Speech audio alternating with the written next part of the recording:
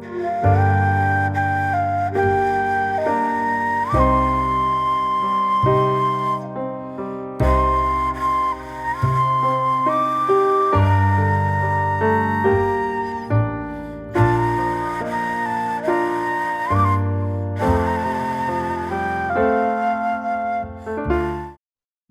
खुदा के नाम में अजीजों आप सबको शालोम।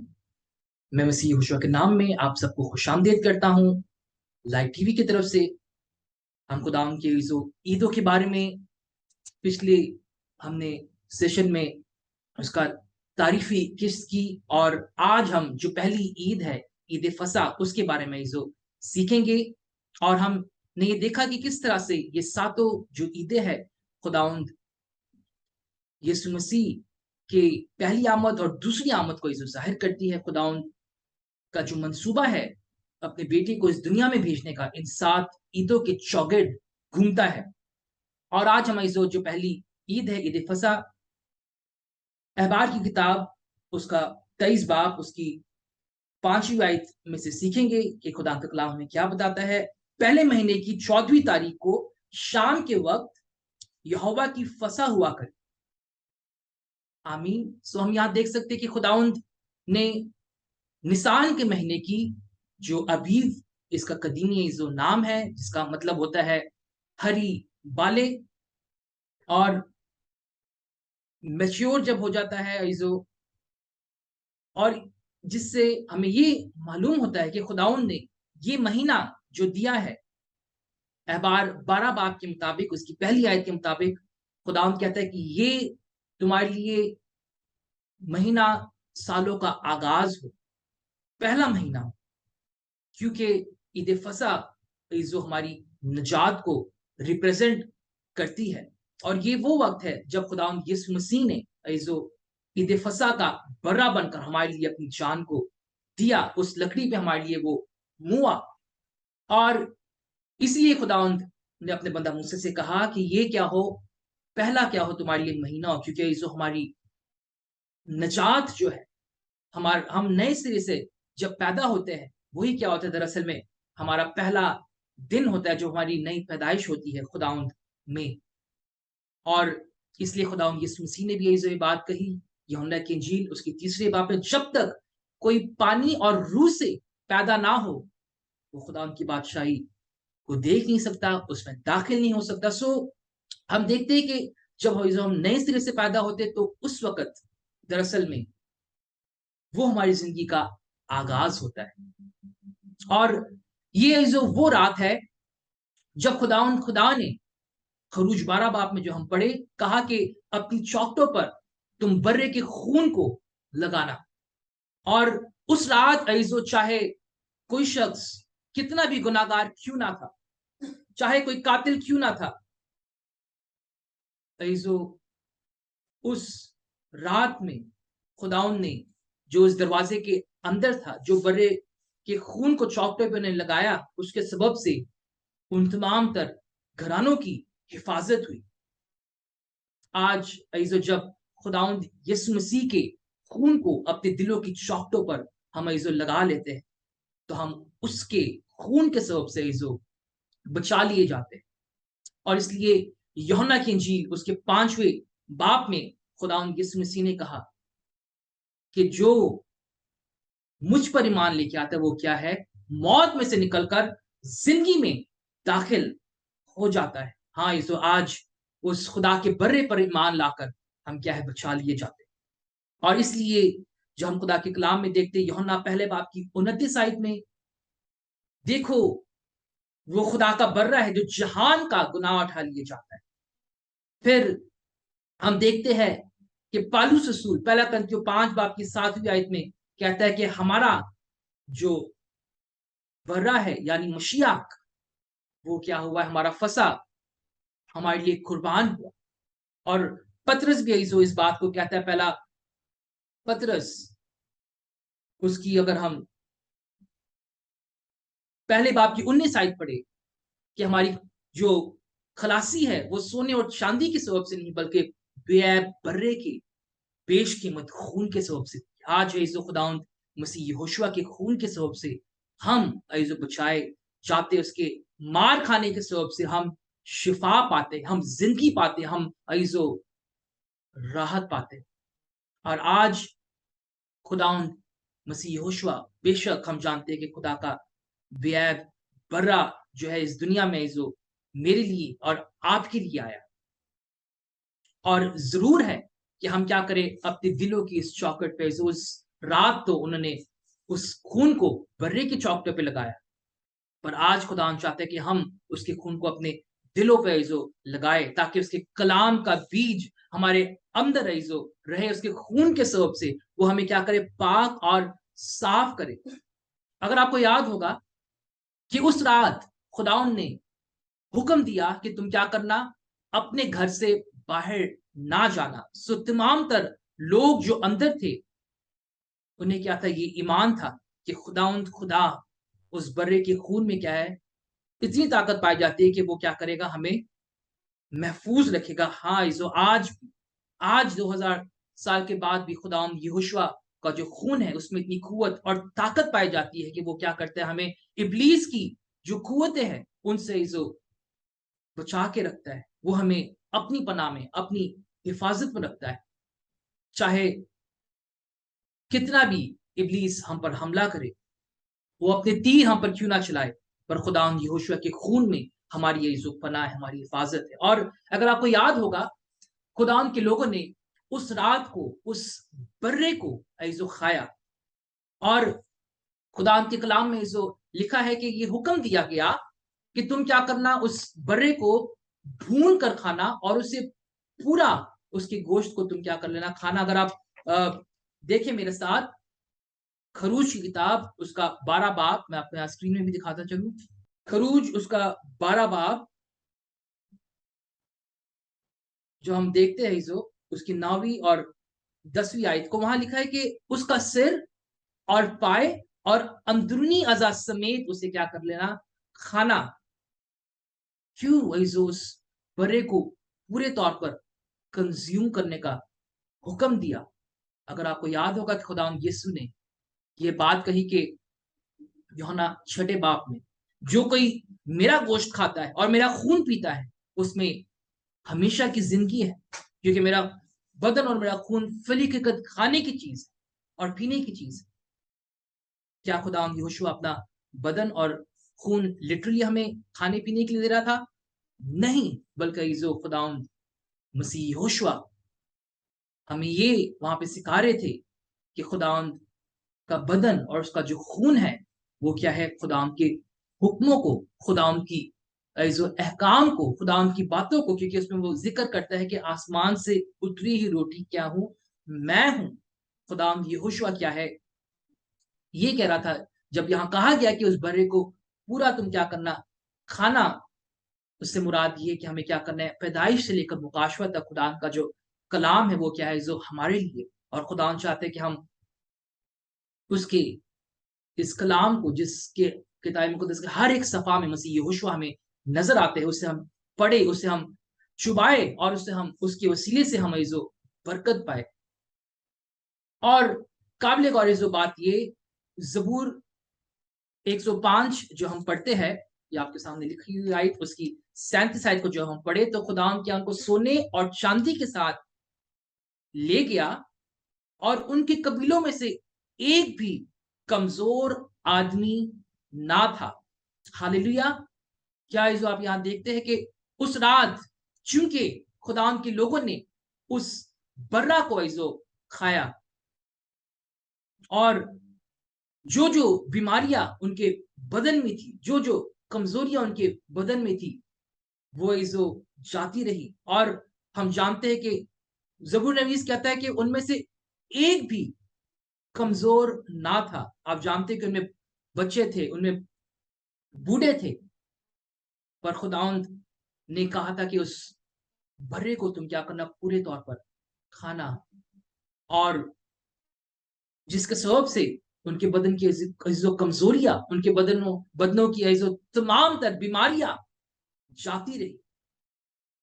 और आज भी जो हम खुदा के बर्रे पर, खुदा के बर्रे पे ईमान ले आते हैं, तुम्हारे जो बदन में चाहे कैसे भी रोग क्यों ना हो, इब्लीस ने कैसे भी हमें जकड़ा क्यों ना हो, मसीह यहोशू के नाम से और उसके बरे के खून के सबब से तमाम तरह बंधन टूट जाते हैं, जुए खुल जाते हैं, क्योंकि आज भी जो उसके खून में वो कुव्वत और ताकत पाई जाती है कि हमें जो वो रिहाई और डिलीवरेंस देता है। और मैं आपका ध्यान जो इस तरफ दिलाना चाहूंगा कि जब कहा गया कि उसका सिर और उसका पाय और अंदरूनी अज़ा समेत उसे खाना, यानी कि उसे बताया गया है कि किस तरह से तुमने क्या करना है, कंज्यूम करना है। और फिर कहा गया क्या करना, उसे भूनने के लिए कहा गया है, उसे रोस्ट करने के लिए कहा गया है। और अगर हम कदीमी जो रोस्ट करने का तरीका देखें कि किस तरह से बर्रों को रोस्ट किया जाता है, क्योंकि हुक्म था कि उसकी एक भी हड्डी तोड़ी ना जाए।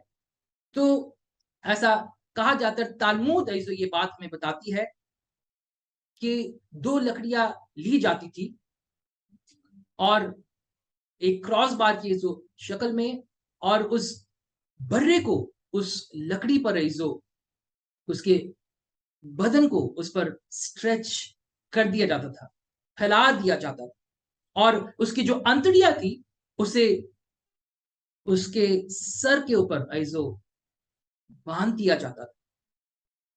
ऐसो हम देख सकते हैं कि बिल्कुल जो कदीमी तरीका है उसे उस बर्रे को रोस्ट करने का, इस बात की जो तस्वीर हमें खूबसूरत दिखाता है कि मेरा और आपका मसीह उस लकड़ी पे हमारे लिए हुआ और उसके सर पर कांटों का ताज जो पहनाया गया। हालेलुया। सो हम देख सकते हैं कि किस तरह से जो खरूज 12 बाप में खुदावंद मसीह यहोशुआ को वो बर्रा जो जाहिर कर रहा था, उसकी तरफ पॉइंट आउट कर रहा था। फिर जो हम देखते हैं खुदा के कलाम में नए आयदा में, जो हम आ जाते हैं ईद फसा के बारे में, कि किस तरह से उस बर्रे को जब लिया जाता था घरों में, और आज हम जो पाम संडे के नाम से इसे जानते हैं, पर दरअसल में जैसे कि मैंने आपको बताया, इस तस्वीर में आपको दिखाना भी चाहूंगा कि निसान का महीना है, 14 तारीख है, खुदा कहता है, और ये क्या है, पैसाख की ईद है, पासोवर की क्या है, ईद है। और खुदावंद क्या करता है उस रात, वहां से क्या करता है, बाइबल हमें कहती है कि मौत का फरिश्ता वहां से क्या है, गुजर गया। अगर मेरे साथ एक आयत देखिए खरूज 12 बाप में, जो हम इसकी जो 23 आयत पढ़े, क्योंकि यहोवा मिस्रियों को मारता हुआ गुजरेगा और यहोवा ऊपर की चौखट, और जब यहोवा ऊपर की चौखट और दरवाजे के दोनों बाजुओं पर खून देखेगा तो वो उस दरवाजे को छोड़ जाएगा। गौर करें कि दरवाजे के दोनों चौखटों पर, दरवाजे पे क्या है, जब खून देखेगा, एक जो खूबसूरत तस्वीर खुदावंद वहां पे हमें खरूज 12 बाब में दिखा रहा था कि मसीह यहोशुआ की सलीब के दाएं और बाएं तरफ क्या थे, 2 डाकू लटकाए गए थे। ये गोलगोता की पहाड़ी का जो एक सीन हमें प्रीव्यू खुदावंद पहले ही से दिखा रहा था, और इसलिए यहां कहा गया है कि वो क्या करेगा, दरवाजे को, उस दरवाजे को छोड़ जाएगा और हलाक करने वाले को तुमको मारने के लिए घर के अंदर आने ना देगा। सो दूसरे लफ्जों में ये जो लफ्ज पेसाक है, मैंने आपके लिए यहाँ लिखा हुआ है कि इसका जो मतलब है गुजर जाना, हम कहते हैं उर्दू में टू स्किप, टू लिम्प। पर ये जो इसका एक कदीमी मतलब ये भी है, ये मैंने आपके लिए लिखा है, टू प्रोटेक्ट, हिफाजत करना। सो दूसरे लफ्जों में ना सिर्फ खुदा ने क्या किया, वहां जो मौत का फरिश्ता वहां से गुजर गया, बल्कि खुदा क्या है, खुद उस जो दरवाजे पर खड़ा हो गया उनकी हिफाजत करने के लिए, ताकि क्या हो, वो मौत का फरिश्ता खुदाउंद के लोगों को नुकसान ना पहुंचाए। दूसरे लफ्ज में आज जो हमारी जिंदगियों में जो बीमारियां, कमजोरियां आती है, याद रखें कि हमारा जो अच्छा शरवाह है मसीह यहोशुआ, वो क्या है हमारी जिंदगियों में।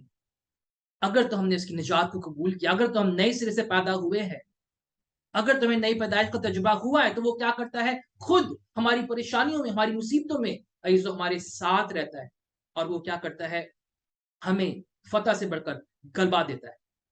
और इसलिए हम ये बात अब देख रहे हैं कि ईद फसा जो है उसके लफ्ज़ पेसाख इब्रानी में इस्तेमाल किया गया है। अगर आप यहाँ देखिए मैंने लिखा हुआ है, इब्रानी के 3 हरूफ है, पे, सामिक और खैत।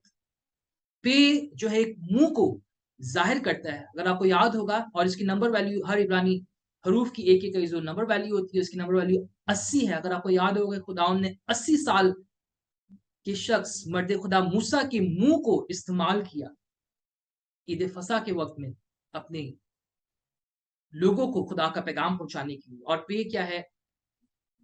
ज़ाहिर करते हैं एक मुँह को, फिर सामिक का मतलब है घेर लेना। खुदावंद ने क्या किया? अपने लोगों को घेर लिया इस चारों तरफ से। उस बर्रे के खून ने उन्हें घेर लिया। और आखिरी लफ़्ज़ खैत, और खैत बिल्कुल अगर आप देखें एक दरवाज़े की तरह हमें लगता है।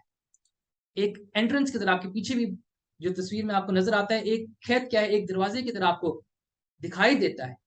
तो दूसरे लफ्ज़ों में खैत से हमें क्या है? ख़ाइन, ज़िंदगी लफ़्ज़ भी मिलता है। सो दूसरे लफ्ज़ों में पेसाक का जो मतलब ही ये है कि खुदा क्या करता है? अपने लोगों को घेर लेता है। वो क्या करता है? अपने लोगों की क्या करता है? उनके दिलों में जब वो क्या कर लेते हैं? उसके कलाम के बीज को, उसके खून को जब ले लेते हैं, तो फिर उसके बाद वो क्या करता है? हमारी ज़िंदगियों में क्या करता है? बड़ा काम करता है अपने रूह कुद्दस की वसीले से।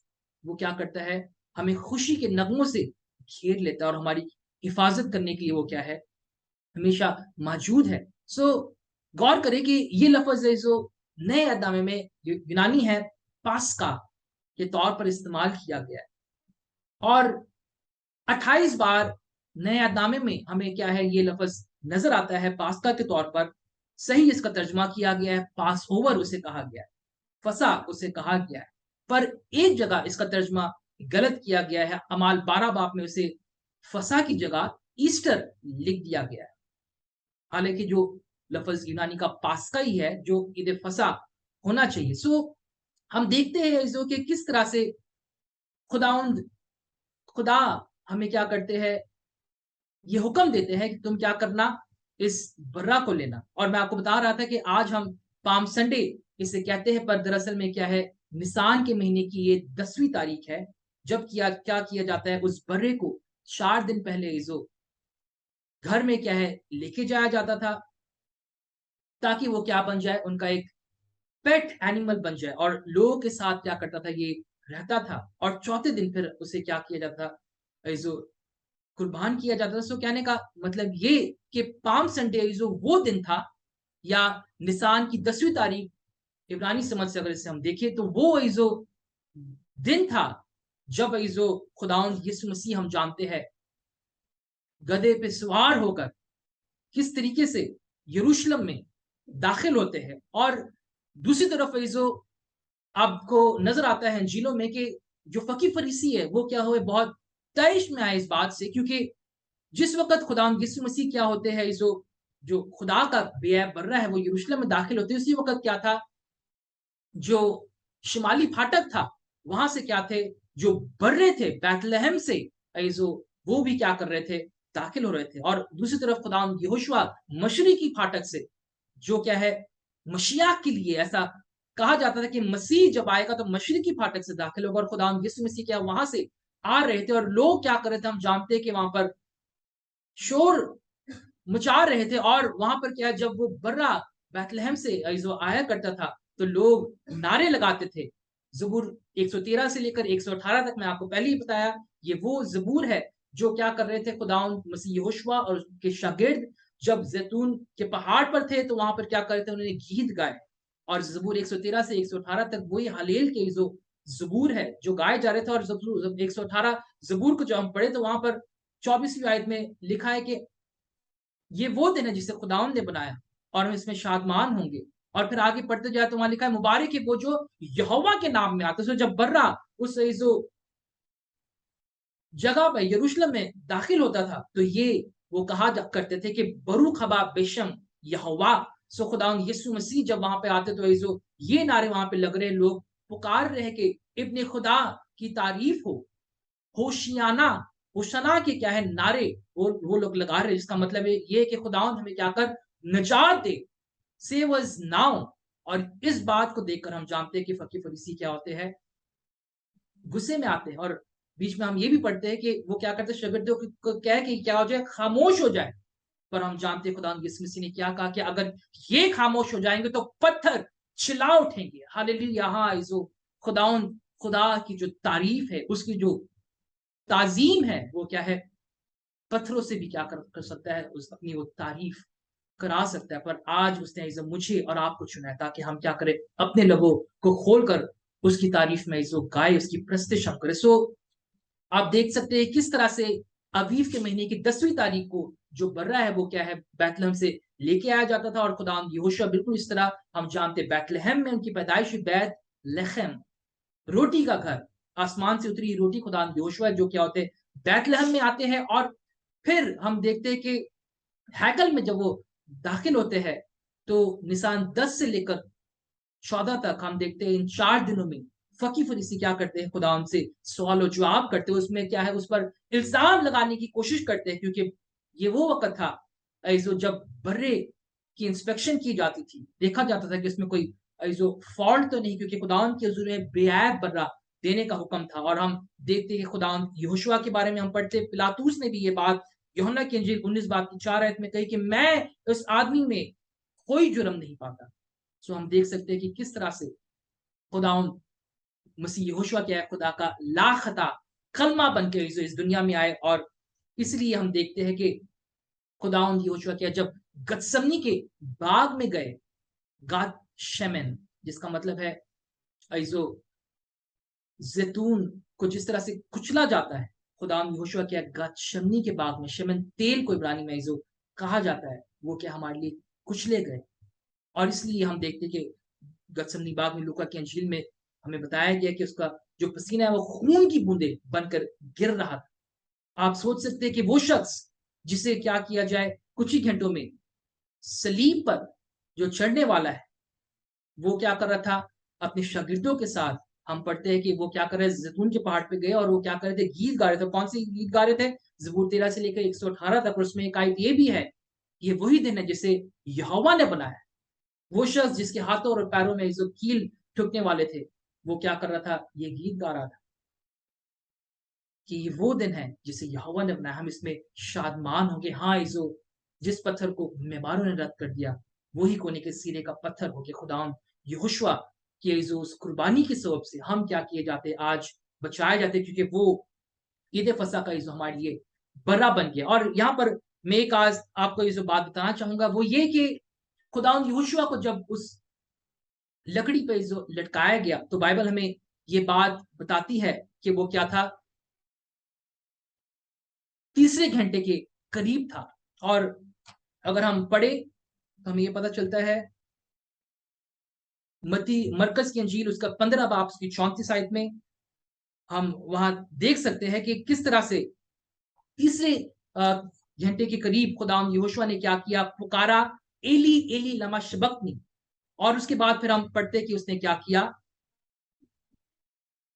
कहा कि तमाम हुआ, और सर झुका के अपनी जान को उसने दे दिया। सो यहाँ पर जो हमें एक बहुत खूबसूरत बात समझ आती है, क्योंकि जो वहां पर कहा गया है कि तीसरे घंटे के करीब जब ये बात वहां पर की जा रही है, तो अगर आपको याद होगा कि अमाल की किताब में 3 बाब में पतरस और यूहन्ना खुदावंद की हजूरी में तीसरे पहर के करीब उस खूबसूरत जो वहां पे दरवाजा था, वहां पर क्या करते हैं, दुआ का, वहां लिखा है वक्त है दुआ करने के लिए जाते हैं। तो हमें ये पता चल जाता है कि ये वो टाइम है जब क्या है, दुआ मांगी जाती, कुर्बानियों को खुदा की हजूरी में गुजारा जाता था। और ईद फसा के मौके पर बर्रे को इजो उसी वक्त क्या है, खुदा की हजूरी में इजो पेश किया जाता था। सो दूसरे लफ्जों में जब खुदा यहोशुआ कहते हैं कि तमाम हुआ, बिल्कुल उसी वक्त इजो 3 बजे के करीब जो काहिन था, वो अपने हाथों को उठा के कहता था कि तमाम हुआ।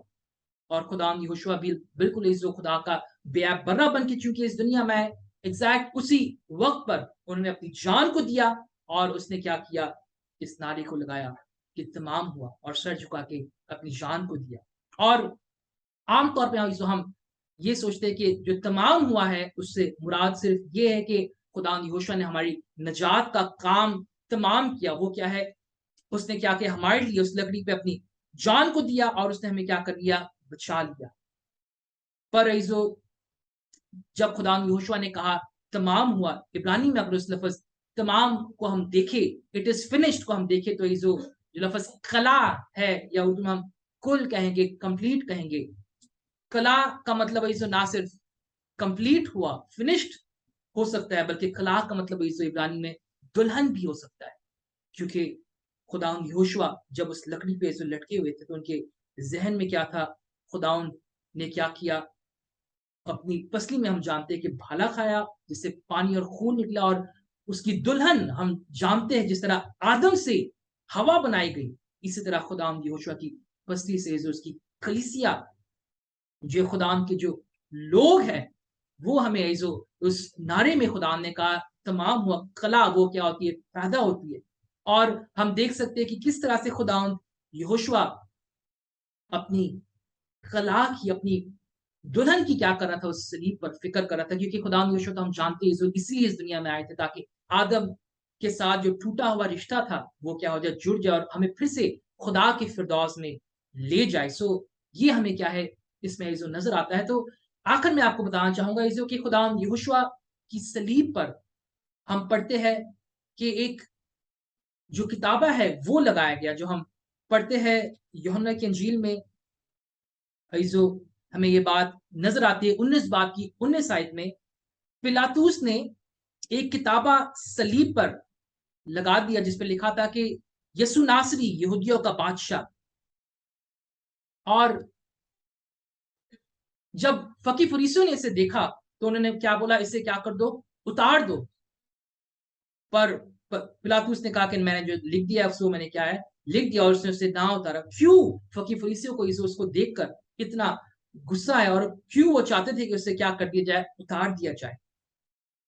जो उसमें क्या है? क्या उस लकड़ी पे खुदावंद ने हमें क्या किया है? एक हिडन मैसेज खुदावंद हमें पहले ही से दे रहा था खुदा के बर्रे के बारे में।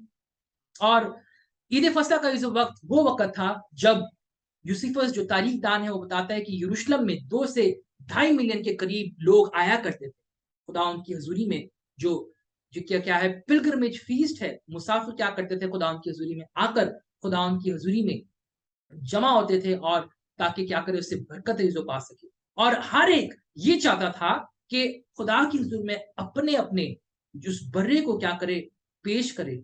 और इसलिए इतने सारे लोगों में, ताकि उनके जो ये जो जानवर है वो मिक्स ना हो जाए, वो क्या करते थे? एक उनके गले में टैग जो लगा दिया करते थे, जिससे क्या मालूम हो कि क्या इस घराने को बिलॉन्ग करता हुआ है। और ये जो हम देखते हैं कि खुदावंद यहोवा खुदा ने क्या किया? बिल्कुल इसी तरीके से उस तख्ते को जो उस किताबा को क्या किया? खुदावंद की उस सलीब पर लगा दिया। अगर हम देखें जो उस पर जो लिखा हुआ है, इब्रानी मैंने आपके सामने यहाँ लिखा हुआ है, अगर इसे इब्रानी में देखें, वहाँ लिखा है कि याशुआ हा-नोत्सरी वो मेलेक हा-यहूदी। हम देख सकते हैं किस तरह से इस किताबा पे ये बात जो लिखी थी कि यीशु मसीह यहूदियों का बादशाह। दूसरे लफ्ज़ों में, जब हम इस पे हम थोड़ी-सी तहकीक करें, तो हमें ये नज़र आता है कि यहाँ पर जब इस फ्रेज़ को यशुआ हा-नोत्सरी व मेलेक हा-यहूदी इब्रानी में हम देखते हैं, और इसके पहले हरूफ को हर एक जो हम ले लेते हैं, यशुआ का अगर हम योद ले लें, हा-नोत्सरी का अगर हम हे ले लें, और इस तरह व मेलेक का अगर हम वाव ले लें, और आखिर में हा-यहूदीम का अगर हम फिर से हे ले लें, तो आप यहाँ नीचे देख सकते हैं कि वो नाम लिखा हुआ है जो बाइबल में तकरीबन 7000 बार हमें नज़र आता है। योद है, वाव है, यहोवा का नाम है जो हमें खुदावंद की उस सलीब पर है जो नज़र आता है। हालेलुया! इसलिए जब फकीर फरीसियों ने उसे देखा, तो वो क्या हो गए? बड़े जो गुस्से में आए, क्योंकि उन्हें क्या है? उसमें यहोवा का नाम, युद्ध है, वावे का नाम नज़र आता है, जिसकी क्या है? वो बहुत एहतराम उस नाम का किया करते थे।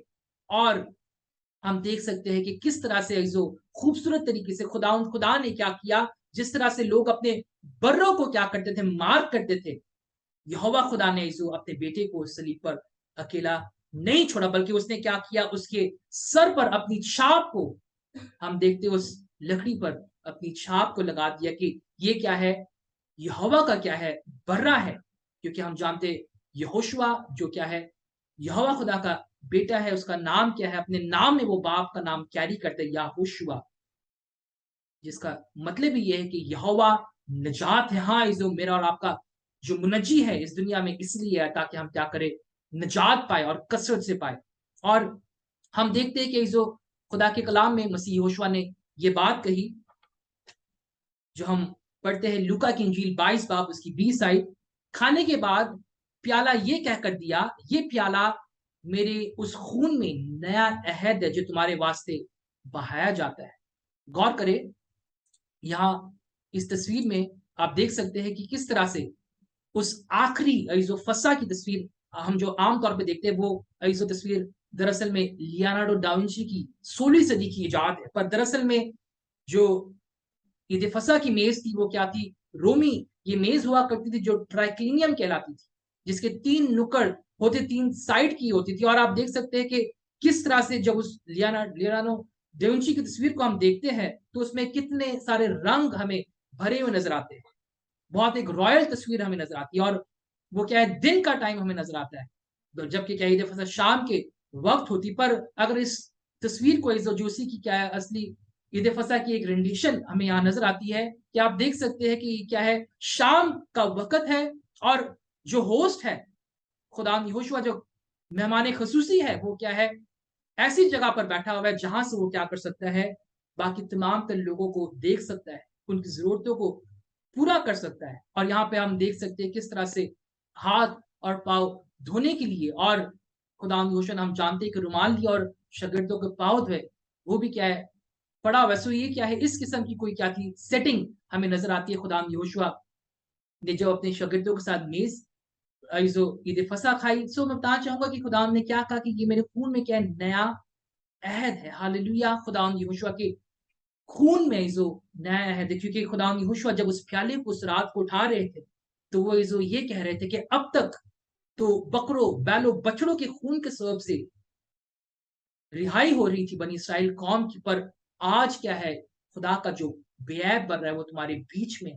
और इसलिए क्या है, खून में क्या है, मेरे खून में नया अहद है। बल्कि जो अगर आप यूनानी में देखें, नए के लिए 2 लफ्ज प्रिडोमिनेंटली इस्तेमाल किए जाते हैं, काइनोस और नियोस। यहाँ पर लफ्ज जो है काइनोस इस्तेमाल किया गया, नियोस का मतलब होता है कोई नई चीज, ब्रांड न्यू चीज, पर काइनोस का मतलब है रेन्यूड चीज। और यहाँ पर क्या है, न्योस ने इस्तेमाल किया कि आप खुदा योशुआ कोई ब्रांड न्यू चीज हमें यहाँ पर नहीं कह रहे थे, बल्कि क्या है, कह रहे थे कि क्या है, मेरे खून में रिन्यूड कवनेंट। खुदा यहोशुआ क्या कर रहे थे, ये शागिर्दों को समझा रहे थे कि अब तक तो तुम क्या हो, मुल्क मिस्र से निकलने की याद में, उस गुलामी में से निकलने की याद में, उस जो मिस्र में से निकलने की याद में। और मिस्र का मित्सरीन इब्रानी में उसका मतलब ही ये होता है कि तंग जगह, एक सुकड़ी जगह। और खुदाम यहोशुआ हमें जो उस इस दुनिया के मिस्र में से, जो इस दुनिया के सिस्टम में से निकालने के लिए आया। और खुदाम यहोशुआ यही बात उनको समझा रहे थे। उस प्याले को जब ये बात है जो शागिर्दों को समझा रहे थे, अब तक तो तुम उस ईद फसा को मना रहे थे कि जो क्या है, मिस्र से निकलने की यादगार में थी, पर आज के बाद से तुम क्या करोगे, इससे क्या करोगे, मेरी यादगारी में मनाओगे। हालेलुया। और इसलिए पौलुस भी कहता है, जब क्या करो, इस रोटी को खाओ, इस प्याले को पियो, ईद फसा की बाबत वो कहता है, तो क्या करो, खुदाउंद की यादगारी में किया करो। क्योंकि जो बेशक जिस तरह पौलुस रसूल पहला कुरिन्थियों 5 बाब की 7 आयत में कहता है कि हमारा जो फसा है मशियाक, वो जो कुर्बान हुआ। हालेलुया। आज जो मसीह यहोशुआ के खून के सबब से हम बचाए जाते, छुड़ाए जाते हैं, पर जरूरत है कि आज हम तौबा करें, हम उस पर ईमान लाएं और उसकी राहों पर चलते अपनी जिंदगी को गुजारे, और हम जो नए सिरे से पैदा हो जाए, ताकि खुदा की तमाम तरीके फसा की जो बरकतें हैं, ये जो हमारी जिंदगियों में भी हम क्या कर सके, हासिल कर सके। सो यहोवा खुदा आज इस जो ये लिफ़सा के पैगाम की वसीले से हम सबको बरकत दे और फ़ज़ल दे ताकि हम खुदा की कलाम की तहकीक और तफ़तीश में हमेशा लगे रहें। शालोम। आमीन।